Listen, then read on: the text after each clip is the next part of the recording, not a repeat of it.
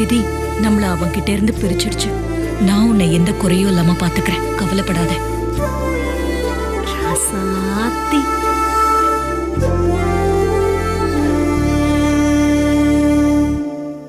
துளசி, அம்மாடி துளசி.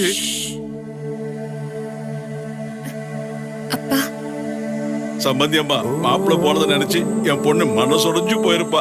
இங்க இருந்தா அதே நினைப்பா இருக்கும். எங்க வீட்டுல வந்து இருந்தா அவளுக்கு கொஞ்சம் ஆறுதலா இருக்கும். அதான் எங்க பொண்ணு வீட்டுக்கு. துளசி உங்க பொண்ணு இல்ல, இப்போ அவ என் மருமக. ஏற்கனவே என் மகனை இழந்துட்டு நிக்கிறேன். என் மருமகளையும் பிரிஞ்சு என்னால இருக்க முடியாது. அவளை என் உசுருக்குள்ள வச்சு நான் பாத்துக்கிறேன். தயவு செஞ்சு துளசியை கூட்டிட்டு போற எண்ணத்தோட இனி இங்க வர வேண்டாம்.